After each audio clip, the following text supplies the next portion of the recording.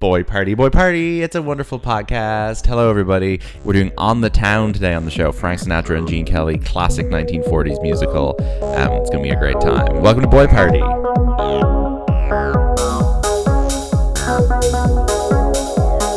Hello, everybody. I'm Lucien, and I'm joined as always by Shane. Mm-hmm. And we are handsome sailors. We're in the city for one day, and we are ready to meet a dame. It's On the Town. This is one of the oldest films we've done on the show so far. Mm-hmm. An absolute favorite of mine, and a collaboration of two of the great singing, dancing, and acting men of the mid 20th century, Frank and Gene.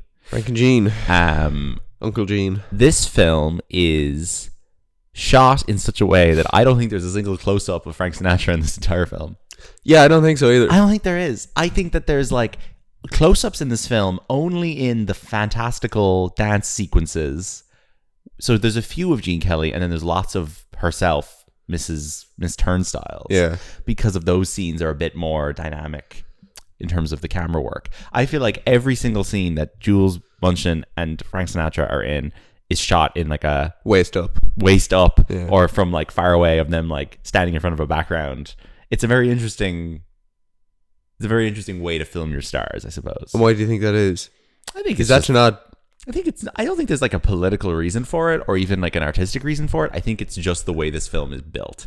I think that there is like lots of scenes on sets with an ensemble of actors, and then there's a couple of scenes where the camera actually like moves around. And I think that the scenes where the camera moves around are the scenes that like only Gene Kelly is in. Yeah. Also, like all the scenes that aren't featuring Gene Kelly are kind of a comedy. Yeah, oh sure. So like you're getting too sincere when you get into the close-ups. Like you kind of It's like a straight comedy for probably 75%, and then the rest of it is like and then there's sort of these like dance numbers and dreamy sequences, similar to Singing in the Rain and his other films that he sort of directed and choreographed, where it just goes completely romantic and swooning for 15 minutes, which I absolutely love. It's great. There's also in this scene a bizarre like 10-minute Miss Turnstiles is good at all sports montage, which just goes on for ages, and it's just funny. A chance for her to dance around with loads of dancers. And anyway, it's great. So, On the Town, 1949, directed by Gene Kelly and Stanley Donen. The common consensus on these films that are co-directed by Gene Kelly and Stanley Donen, and also Singing in the Rain, is that Gene Kelly did all the dancing stuff and Stanley Donen did all of the filmmaking stuff. Yeah. It's an interesting one that they credited him as director when that's probably what the extent of his contribution was. But he did direct many more films later in his career by himself, some of which are actually he directed a Western with Jimmy Stewart and Henry Fonda called the Cheyenne Social Club, where they open like a gentleman's bar. Ooh. And he directed films that are pretty like straightforward, don't have dancing in them, and you're like, oh, I guess he actually like stood up and directed this. He also directed a film with Walter Matthau called A Guide to the Married Man, or Guide for the Married Man, which is a great title that I love.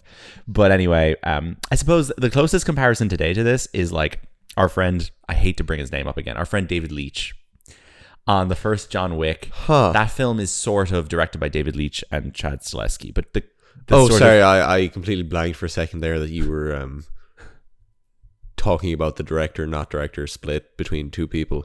I thought you were just like, oh, these movies are kind of like David Leitch movies. No, sorry. I was going to say that I think that the closest to this Gene Kelly dynamic now is that on the first and maybe second John Wick movies, David Leitch was sort of a co-director, but like a stunt fight action guy, and then Chad Stahelski like directed the film.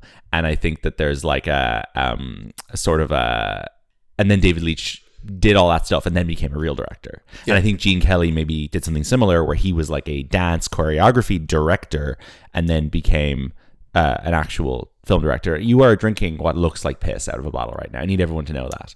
What is that? It's my vitamins. It's your vitamins. Yeah. Oh, as in it's like a vitamin C.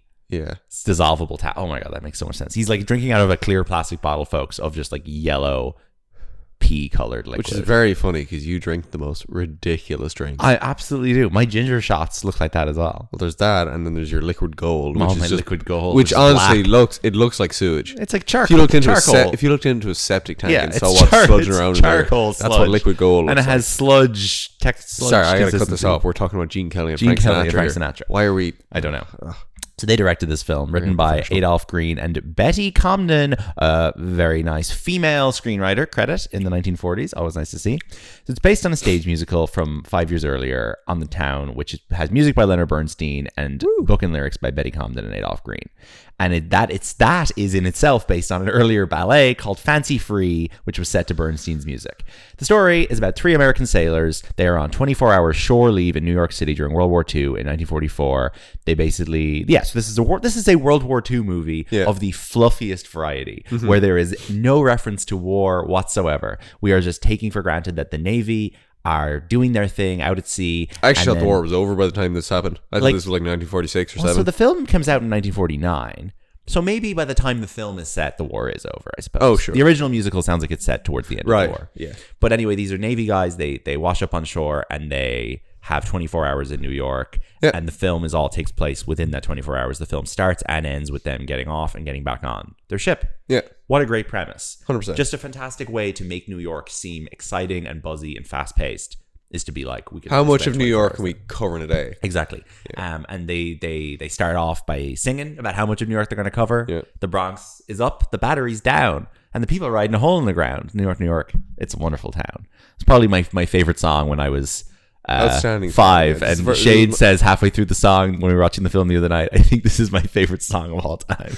I think he's correct. I think I am correct. There's also a guy who has to operate a crane at the port who wakes up, who starts the film going, I feel like I just got out of bed. Yeah. The air is warm, but my blanket is warmer. Yeah, he's great. He's the best. So this was recently depicted a little bit in Maestro, where there's sort of a dream sequence in Maestro where Leonard Bernstein and Carey Mulligan run out onto the stage of a Broadway theater, and there's a little on the town dance number going on with a bit of New York, New York playing in the background, which was to me the most riveting moment of Maestro, because I was like, oh my god, I totally forgot Bernstein was involved in On the Town. This is great. This was my favorite musicals. And then Maestro doesn't really do a whole lot else with that, but it was nice to see On the Town represented in Maestro. So Bernstein's style definitely runs through the music in this film. I'm not an expert on him by any means. Most of what I know about him I learned from watching Maestro, but we've been exposed to more Leonard Bernstein stuff in the last 6 months than we would previously have been. So I think now we're able to be like, oh yeah, this sounds kind of like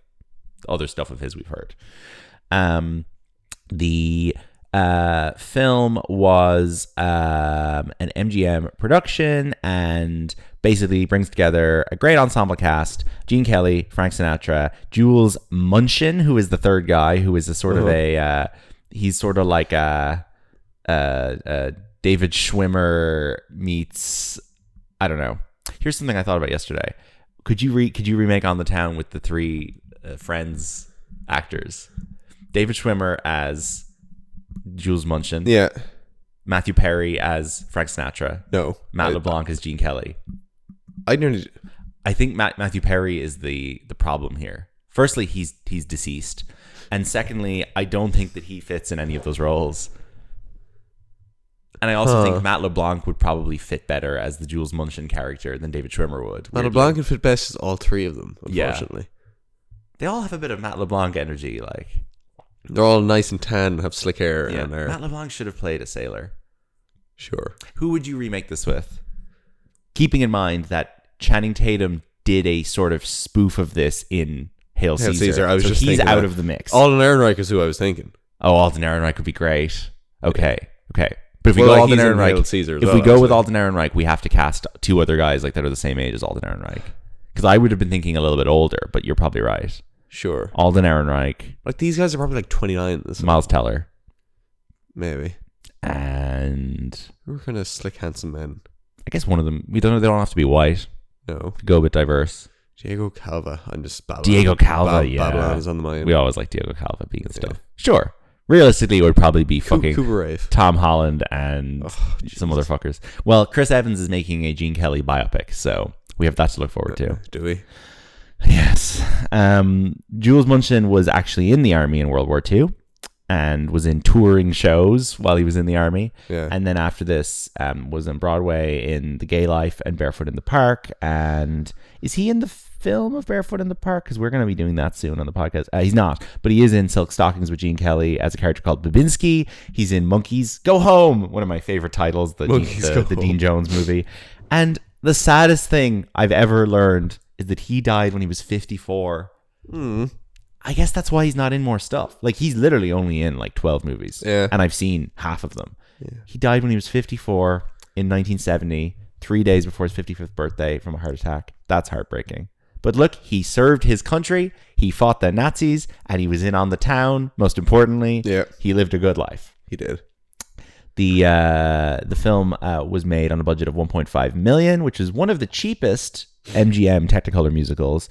It was filmed for 46 days. They did some numbers on location in New York, which is the first time a major studio had accomplished this. So this film did a lot of like really early New York location. Yeah. You can tell that they're on location in some scenes. Mm-hmm. There's like definitely like a lot of the taxi on the road stuff couldn't have been done in a studio. Like, whereas like all the Empire State Building, like that's all a set.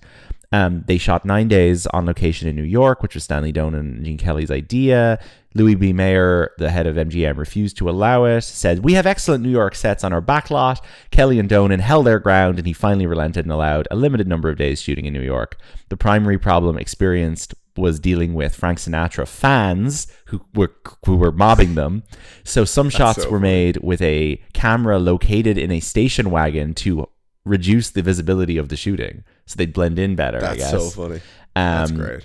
The Breen office of the MPAA, the censors, refused to allow the word "helluva" in the song "New York, New York," because the original lyric was "New York, New York, it's a hell of a town." They wouldn't allow it. They had to change it to "a wonderful town." God, they're such babies. Back that is then, incredible. Hell of a town is considered obscene in 1949. That's extraordinary. The film won one Oscar, Best Score, and that's all. It's a bit ridiculous. This should have won Best Picture, Best Director, Best Actor, Best Actress, Best Supporting Actor, Best Supporting Actress. We'll find out in just a second what did win the Oscars that year. And it was nominated for the BAFTA for Best Film. And it was nominated for Best Cinematography at the Golden Globes. That's weird. They don't do cinematography at the Golden Globes anymore. Huh. And it won Best Musical Script at the Writers Guild of America. It's funny they did all these awards back in 1949, isn't it? Yeah, and they were only making like 7 films a year as well. Yeah. Crazy. But this was obviously one of the best for sure. Features absolute bangers. New York, New York. The Miss Turnstiles Ballet, which is all just Bernstein riffing. Sure. Prehistoric Man, probably the weakest song in the film. We go through the songs quickly. What did you think of Prehistoric Man? That's just a lot of like oopa oopa oopa oopa oopa oopa. Very silly, but like it sends, as you said, into SpongeBob territory after a while. There's a funny bit where they just start cutting to different shots of the actors in different outfits. They're just every shot is just the actors in different outfits. Like there's no like through line to the number. It's just silly shots of people dressed up. It's like a very SpongeBob musical number. It was fine. I was amused. Yeah, it was. I don't remember what the song sounds like. A bit Night at the Museum as well. Yes, very much so. Because they're in the Natural History Museum and they end up destroying a dinosaur. Which becomes like the plot of the film. And also there's like a wax model of a caveman who looks exactly like Jules Munchen's character, and he stands right beside it. He's like, that looks like me. Yeah, and then Ann Miller's character shows up and just is like beautiful, glamorous woman who is some sort of anthropologist, and immediately is revealed that she clearly has like a very serious fetish for cavemen. Yeah, and starts going like, "Come home with me, specimen." It's really funny. The next song then is "Come Up to My Place," which is very it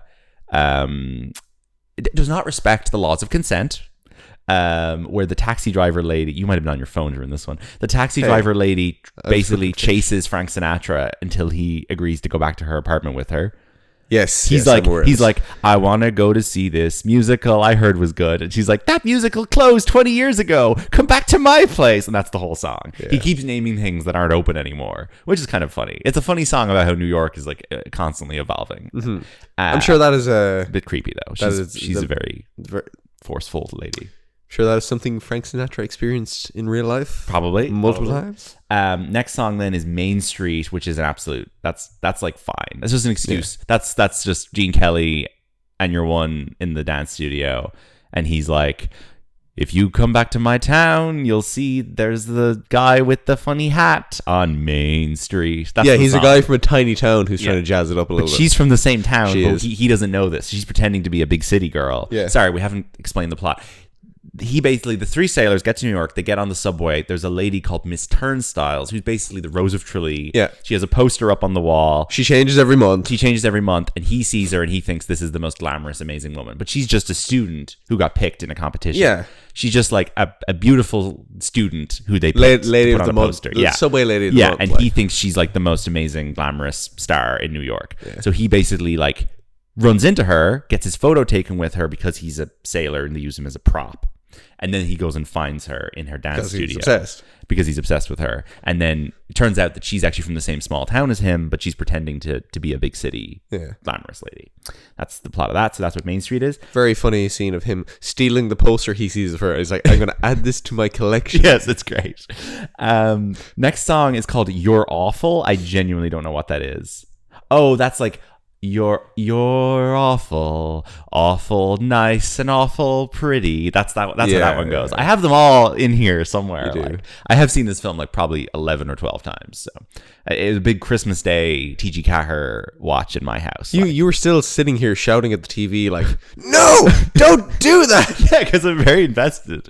I know, but I thought you'd never seen this before. No, I've seen this loads of times. That's a Sinatra and Taxi Driver Lady song. Okay. The next one then is On the Town, finally, which is the Empire State Building, and that's first half of that song is a snooze, and then it picks up halfway through, and it's, we're going on the town, we're going da da da da. That's fine.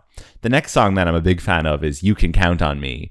So this is when Miss Turnstiles runs off to a other commitment. Yes. And they're all out in the club, a series of clubs, in fact, that all have the exact same song at the end of the night. One of them is Asian themed, one of them is Hawaiian themed, one of them is like, you know, Dixieland. Like they all have these weird different elements of Americana. They're all identical clubs except themed, for the type of people working at them. Exactly. And she runs off on him. So then all the rest of them, including his new lady accompanier, who is a woman called Lucy Schmealer. A very snotty-nosed... She's a woman who talks like this. And she looks like Kristen Schaal and has a snotty nose, and she keeps sneezing. Very handsome. She sneezes. She like sprays stuff in her throat. She gargles mouthwash constantly. She's got big glasses, and... She's the whatever, Janet from Friends. Yeah. And she's just like, hello! And she's the most annoying woman ever. But she's quite kind. She's quite nice. She's not awful. She's not horrible. She's just misunderstood. And there's a horrible scene where he runs into two other guys from the Navy who think that he's on a date with Miss Turnstiles, and he like pushes Lucy Schmealer's face into his shoulder so that they can't see how ugly she is. And they're like, "Oh, wait till we get you back on the boat. We're gonna be talking about this," and it's horrible. Yeah. But Lucy Schmealer anyway is involved in this musical number, so they sing "You Can Count on Me," and they go, like the calculator said, "You can count on me," which is clever. And then she gets a verse in it where Lucy Schmealer turns out to be a fabulous singer. And she actually is a good dancer, a good singer. It's she's very captivating. And I think she kind of wins everyone over in that scene. Like the bread said to the baker. I'm all you need. I'm all you need. And she has like a great singing voice. Yeah. And as you said, a little bit of a Hildegard Nocton TD vibe there. And then A Day in New York instrumental, and then I Feel Like I'm Out of Bed. That's it. That's all the songs. And then they sing the first song again. So there's like 10 songs in this. We also have is it like Persian Nights? Oh yeah. Where the three boys are evading the police. Yes, they're running away. They from dress the up police. in like traditional Indian women's attire. Yes. They get up on a stage at a carnival. Like. Persian Sands or something it's called. Yeah, so they basically do drag. They wear wigs and they do like a drag performance under these like veils for 5 minutes, and they're very good. And they sing the song and they're great. And all the cops get really horny for them. They do. And start standing there staring at them, and it's brilliant. Very good, very topical, very good. So yeah, that's the run of the film basically. So I'll tell you now what was at the Oscars in 1950. The 22nd Academy Awards. Best Picture went to All the King's Men, which I've never seen. This is a Robert Rossen movie, which was remade in the 2000s with Sean Penn and Jude Law. Also nominated was Battleground, Van Johnson war movie. The Heiress, a William Wyler, Olivia de Havilland, Montgomery Clift movie. A Letter to Three Wives. Literally no idea what that is. I'm sorry. And then 12 O'Clock High, which is a Gregory Peck war movie. So like, that is not a good lineup for Best Picture. There is no excuse for On the Town having not been nominated. I'm sorry. Gene Kelly ever get drafted into the war? I have a feeling that he did. Let's have a look at his Wikipedia page. So Gene Kelly we'll talk about Gene Kelly and Frank Sinatra, obviously. Yeah. Gene Kelly, born 1912, died in 1996. He died 1 year before I was born. That's a bit of a bummer. He received Irish citizenship later in life. There's an Orgy article here about his Irish roots. Oh, imagine if he was still alive. We could have had him over to the IFTAs. His widow, Patricia Ward Kelly. Well, that's a very Irish name. She introduced a screening of Singin' in the Rain in 2014 in Dublin. That would have been great. That's sick.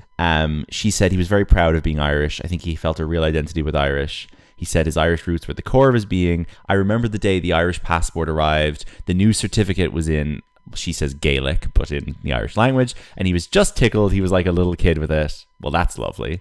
That's absolutely lovely. It is, but it's also like...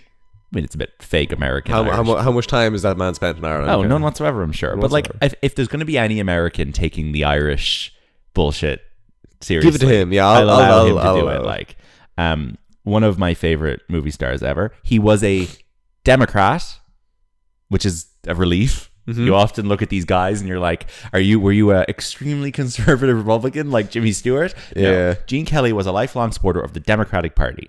His period of greatest prominence coincided with the McCarthy era. He was part of the Committee for the First Amendment. He flew to Washington and protested the first official HUAC hearings.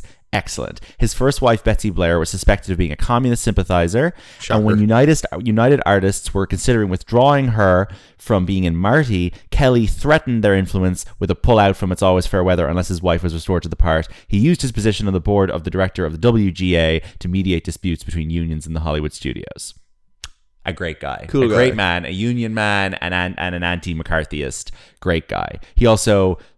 severed his ties with Catholicism after the church's support for Francisco Franco during the Spanish Civil War. So he was engaged. He knew what was going on. Yeah. Great guy. And then he became an agnostic. Fantastic.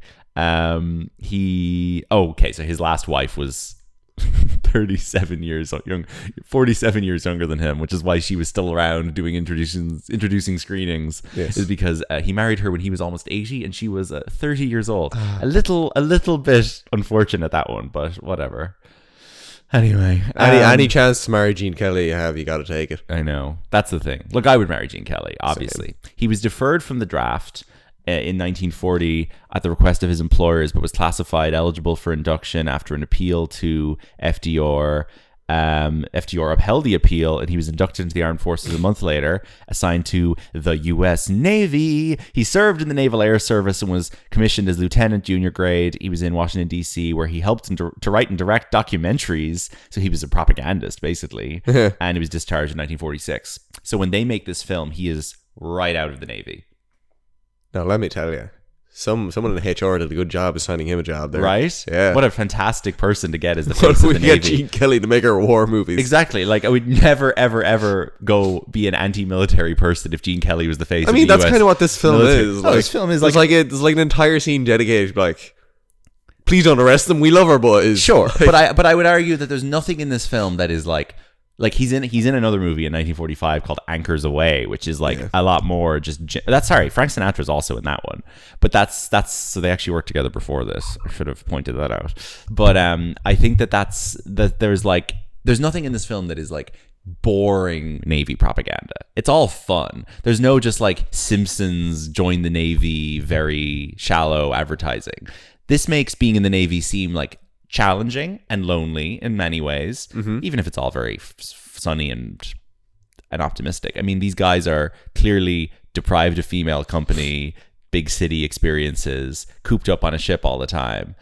I don't think this makes joining the Navy seem like the most appealing thing, but I it don't does know, but obviously depict them as heroes. I wonder at the time when this came out, were people being mad like they're making the Navy woke? I really doubt it. Yeah, I think people at the time were. I don't think there was many people at the time who had any issue with the Navy, given that they had just been fighting the Nazis for the last 15 years. But, I think we would have been very pro U.S. Navy in 1949. Sure, they had done really nothing wrong. Like, well, I'm sure they had, but not.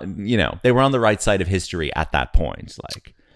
They kind of got Pearl Harbor, so you have to give them a bit of. They did do a bit of slack. Yeah, they got Pearl Harbor. Gene Kelly was nominated for an Oscar in 1946 for Anchors Away for Best Actor, and I have a feeling that's like the only like competitive Oscar he was ever up for. He got an honorary one in 1952, and then they did a special tribute to him when he died in 1996 with Savion Glover dancing to Singing in the Rain. So yeah, that was it. Like his Oscar that he won in 1952, his honorary one, was lost in a fire in 1983, but then they replaced it for him at the 1984 one. That's so funny. I'm actually kind of shocked that he didn't get like any Oscars for Singing in the Rain. It's just absolutely insane. It's one of the greatest American films ever made. Anyway, so that's Gene Kelly's shtick. Do you want to guess the Gene Kelly, Frank Sinatra, who's got the higher box office? Keeping in mind that these numbers are completely unreliable. And also, you probably would struggle to name more than 2 or 3 Frank Sinatra films, I'm guessing. Yeah, don't ask me that. That'll be unfair. So Gene Kelly's total box office is $117 million. That's actually very impressive. And then Frank Sinatra's is $500 million. What? That's really, really good. Was he in a lot? Was he in more stuff later in his career? Yeah. So, okay, this is completely skewed. That's false information I just provided. Okay. Because 350 million of that is from a tiny cameo he has in Who Framed Roger Rabbit as a voice. So that doesn't count. Yeah. So forget everything. That's what I mean. You can't do box office of these guys from the 40s because like one hit in the 80s and you're like exactly. It totally skews. Yeah. But some actual movies he was in that were big hits. From Here to Eternity, which is a wonderful film. Deborah Kerr and him kissing on the beach. Or wait, is he involved in the kissing on the beach, or is that somebody else? Give me a second now. Who's doing the kissing on the beach? I know that From Here to Eternity is like one of his greatest performances. No, it's Montgomery Clift and Deborah Kerr kissing on the beach, and Frank Sinatra has another role in it. Or is it? Wait, is it Burt Lancaster? Who kisses Deborah Kerr on the beach in that film? I guess I'm naming so many stars. I guess that's a little bit of a boy party. I don't know. Burt Lancaster, Montgomery Clift, Deborah Kerr, Frank Sinatra are all in that movie. Great film. Other hits that he's in, Von Ryan's Express, Come Blow Your Horn, a film called A Hole in the Head, which is a really funny poster. The Pride and the Passion, which I think is a Vincent Minnelli. The Manchurian Candidate, which was later remade with Denzel Washington. High Society, which is definitely a boy party. That's the remake of the Philadelphia Story with him and Bing Crosby. Anchors Away. On the Town, Guys and Dolls, which is him and Marlon Brando, great musical. And then there's a couple of his big hits that don't have any box office numbers, like Pal Joey, Take Me Out to the Ball Game, and The Man with the Golden Arm, which is a great film. So like, it's kind of interesting to remake the Philadelphia Story as High Society with actor who's like the same similar generation. Yeah, but it's a musical. Oh, that's So I would argue it's probably a similar. It's more of like a Mean Girls type thing. Sure. Like they remade it like less than 20 years. Like, I don't know. That could have been 10 years later for all I know. Like, they remade it as a musical with a different title. So it's more or less a new thing as far as audiences would have been concerned at the time. Just a similar story, I suppose. The thing to remember in the 1940s, 50s, and 60s, no DVD, no video, no television. Oh, yeah. Not really. Well, a bit of television, but not really. So people who missed the Philadelphia Story when it came out were not exactly pulling it up on Flickster when High Society came out, comparing like for like. Yeah. They would have forgotten it because they couldn't possibly have seen it since it was released. Yeah. Unless there was a rerun in cinemas. Like, so you could remake things pretty quickly because people would have shorter memories of things that they would have seen previously. Frank Sinatra, in my opinion, a great movie star. Obviously, the movie star acting stuff was secondary to his prominent gig as one of the most famous singers ever. Is he the most successful singer turned actor ever? I think he's in the conversation. I'm sure there's a few people I'm forgetting who are great movie stars who were previously singers. I mean, if we say musicians exclusively, you got people like Mark Wahlberg and Will Smith are in the conversation. I would not obviously compare Frank Sinatra to Will Smith and Mark Wahlberg. Otherwise, like, I'd say in terms of like, he actually had like a really solid film career that lasted decades and is a good dramatic actor and is really good in stuff like Man with the Golden Arm, which is like a drug addiction movie. Like, he's in serious things, not just musicals. He's gotta look at Lady Gaga, I suppose. Lady Gaga is definitely like, definitely, you know, the higher end of that conversation for sure. But it is funny that he's, to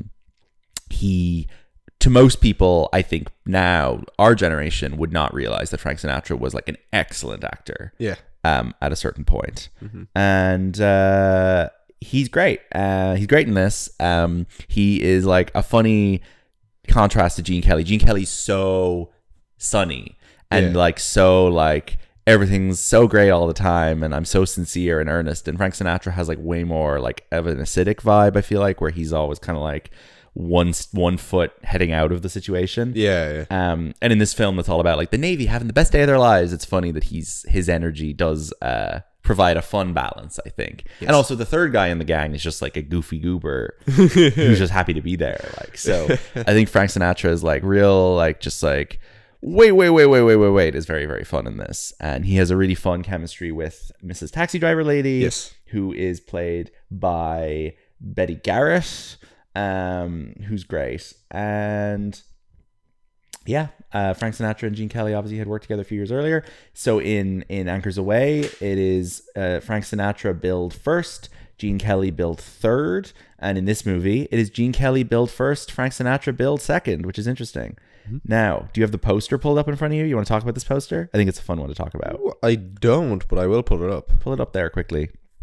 So it's a really fun poster with a lot of different stuff going on it. So Gene Kelly, Frank Sinatra, big names at the top. Betty Garrett, Ann Miller, slightly smaller underneath. Oh, okay. It's fun. So you got Gene and Miss Turnstiles. Yeah.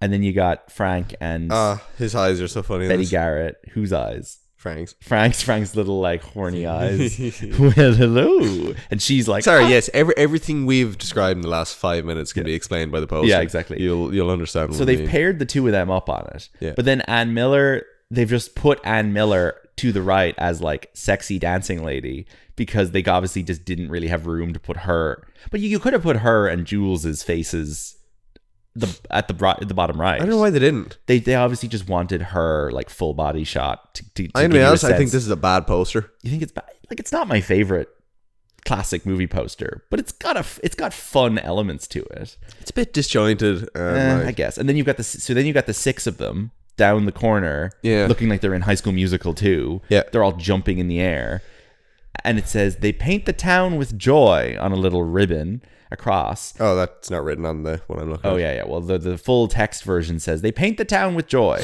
And then behind them is like a little blue New York skyline. And then it says, on the town, MGM's big Technicolor musical. And then Jules Munchin, Vera Ellen, and then directed by Gene Kelly and Stanley Donen, produced by Arthur Freed, based on the musical. Okay, let me rephrase. I was looking at a poster that had no text on it. You were looking at one with no text. Okay. Yeah. Okay, this is significantly text improved. Works a lot better. Yes, absolutely, because it fills all the empty space. Exactly. I was like, this is a lot of empty space. I This think is weird. I think the Gene Kelly, Frank Sinatra, Betty Garrett, Ann Miller at the top is really fun. Sorry, that just wasn't in the one I was looking at. This is much better. It makes much better use of space. They fit everybody in. Yeah. Interesting that they make the ladies' faces just as big as the men's faces. Like, that wouldn't happen today. Anyway, it's good. It's a good poster, I think. Yeah, I agree. What Frank else? Sinatra, another man with decent politics. Sure. Yeah. I mean, he was heavily involved with the mafia and probably got people killed. Sure, but he also tried to block The Godfather from being made. Huh. You know, he's a character on The Offer. Yes, you were saying. The Offer, everybody, for a reminder, is the Paramount Plus show with Miles Teller about the making of The Godfather. And there's a whole episode in it where Frank Sinatra sends his goons after the producers, basically trying to stop them from making it because The Godfather features a character who is a Frank Sinatra stand-in, a famous singer with mafia relationship who's one of the Corleone's gang, and Sinatra thought that this was going to reflect poorly on him and his reputation. He was obviously involved with dodgy characters, but a very cool man.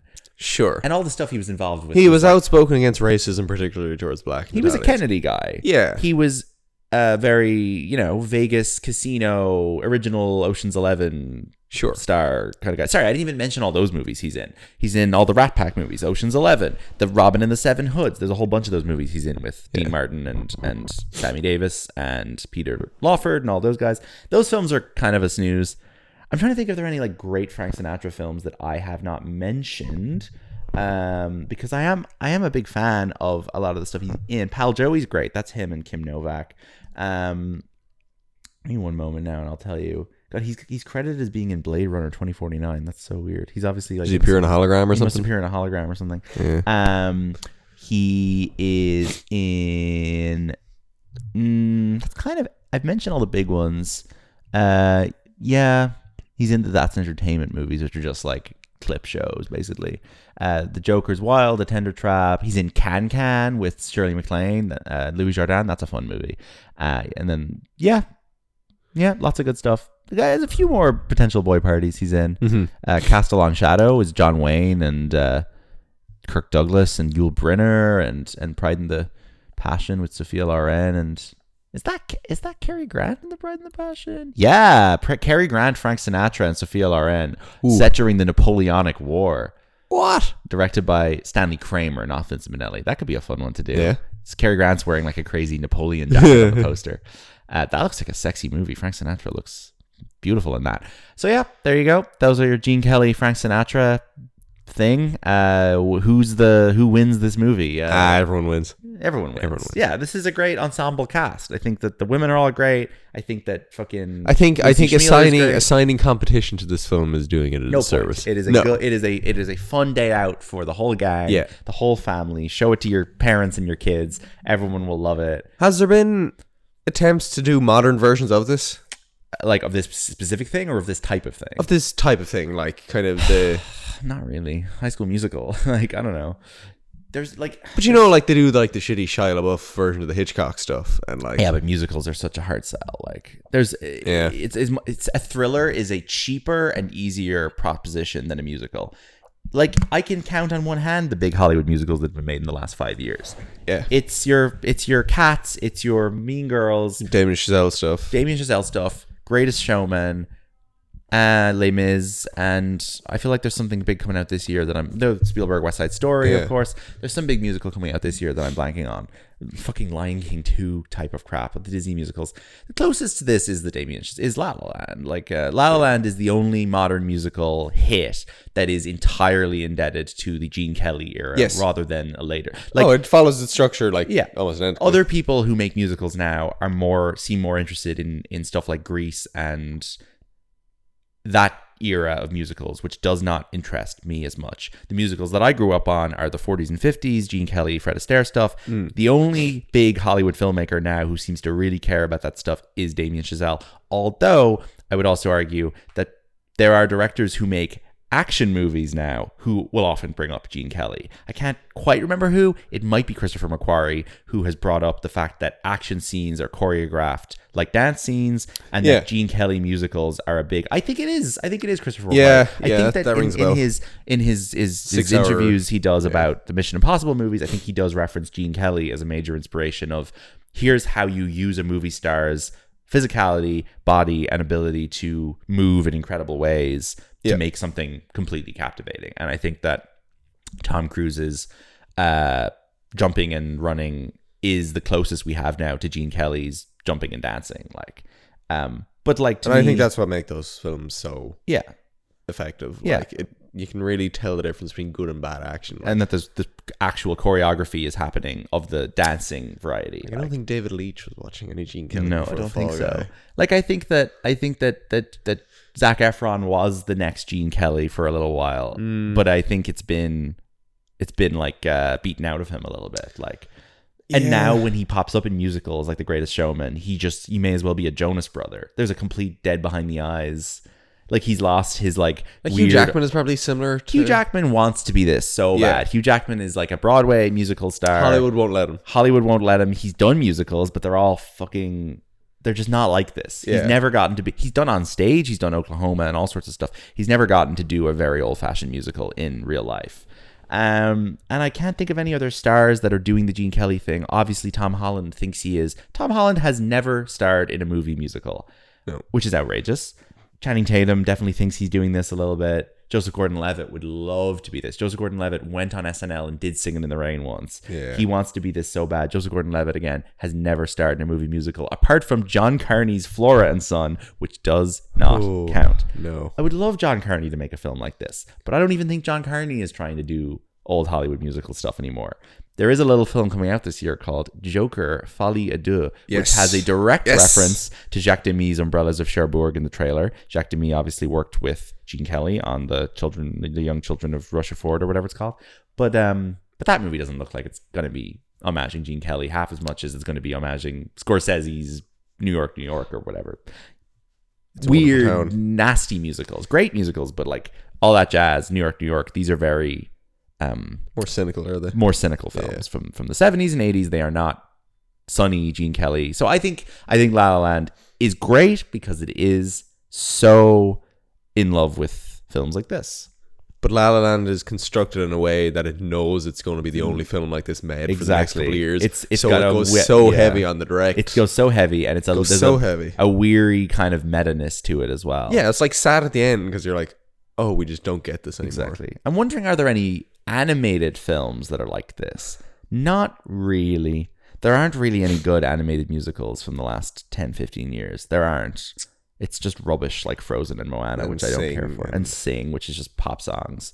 Like, and then there's Glee, which is a whole other thing. Yeah. I'm a big fan of Glee. Glee is so cynical. It has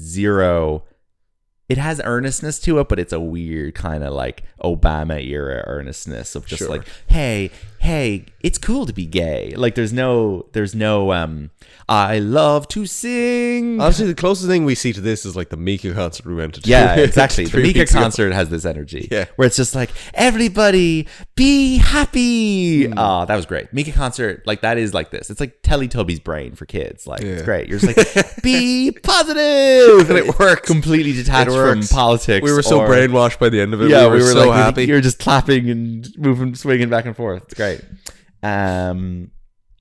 Great. So I'll see if I can pull up a quick credits game for you on this. Okay. And you can quiz me on the box office of 1949. I think we might struggle with this one a lot. We'll rush through it. This is gonna be a disaster. It's gonna be a disaster. Okay. Can I just do the credits game for you? Sure. Yeah, it might be better. Do the credits game for me. Okay. I'll pick something that probably you'll Will we drop the box office? You can have a look for there while I'm calling out. Highest grossing films, 1949. Okay, I'll pick something that's in like the top 10 of these actors' film popularity rankings, just because I'm not sure how. Okay. All right, yeah, go for that. Okay, this is a Charles Walter film. Okay. Does that help? No. Okay. Let's go. All right. Carlton Carpenter. No. Hans Conried. Don't know who that is. Nita Bieber. No. Ray Collins. No. Phil Silvers. No. Marjorie Main. No. Gloria DeHaven. No. Eddie Bracken. Familiar name, yeah. Okay, we're up to the top two now. Okay, jeez. I didn't go that far now. Oh, no. Judy Garland. Judy Garland and Gene Kelly. Judy Garland's actually top billed. And it's Gene Kelly and Judy Garland. Sure. Yeah. Summer Stock. It's Summer Stock. Yeah, I got it. With the last two names. Nice. Summer Stock's good. Summer Stock is like a real Muppety. We're putting on a big show in the farm barn. Like it's like putting on a show on a farm. That's great. Are any of the recent Muppet films musicals? Yes, sorry. Yeah. I have completely blanked to mention all recent Muppet films have this vibe and are good. Yes. Well, there's only two. The Muppets 2011 and Muppets Most Wanted 2014. There hasn't been one in fucking 10 years. Yes, those films are great. Great musicals. They're a little cynical too. They're a little meta, but they're great. Okay. Anything else? No, that's it. No box office for I'm 1942. looking. Okay, I'll tell you the top 5 grossing films of 1949 because I haven't seen any of these. Top 5 are Samson and Delilah, Pinky, Come to the Stable, and Sands of Owajima. I have not seen. And then those are 4. And then number 5 is I Was a Male War Bride. The highest film this year that I've seen is number 7, which is John Ford's She Wore a Yellow Ribbon. And then number 10 is On the Town, which grossed $2.9 million. Comparatively, for a reference, tickets sold were 6.3 million. Very good. So that's it. Thank you for tuning in. You can visit boypartypod.com. Follow boypartypod on Twitter and Instagram. And we'll be back soon for much more musical fun. Get home safe. Get home safe from being on the town. Bye-bye.